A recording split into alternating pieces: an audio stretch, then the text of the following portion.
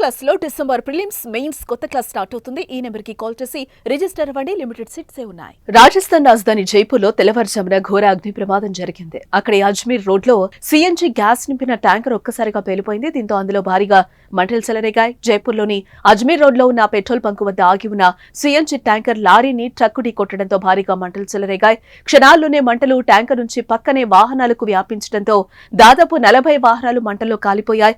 ఈ ప్రమాదంలో 6 అక్కడికక్కడే సజీవ దహనం కాగా దాదాపు 20 మందికి పైగా గాయపడినట్టుగా తెలుస్తోంది. అగ్ని ప్రమాద సమాచారం తెలుసుకున్న వెంటనే ఘటనా స్థలానికి ఫైర్ టెండర్లు చేరుకున్నాయి.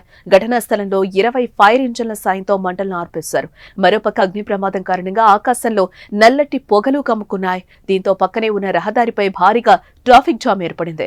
ఇక దీనికి సంబంధించిన వీడియో సోషల్ మీడియాలో చక్కర్లు కొడుతోంది. ఇక ప్రమాదంలో గాయపడిన వారిని సవాయ్ మాన్సింగ్ ఆసుపత్రిలోని అత్యవసర వార్డుకు తరలించి చికిత్స అందిస్తున్నారు. రాజస్థాన్ ముఖ్యమంత్రి భజన్ లాల్ శర్మ సవాయ్ మాన్సింగ్ ఆసుపత్రిని సందర్శించి గాయపడిన వారికి మెరుగైన చికిత్స అందించాలని అధికారులను ఆదేశించారు. గాయపడిన వారికి అవసరమైన వైద్య సదుపాయాలు, సహాయక చర్యలు కొనసాగుతున్నాయని అన్నారు. మరోవైపు ఘటనా స్థలిలో సహాయక చర్యలు కొనసాగుతున్నాయని జైపూర్ డిస్ట్రిక్ట్ మెజిస్ట్రేట్ తెలిపారు. మంటలు పూర్తిగా ఆర్పివేసినట్లుగా వెల్లడించారు.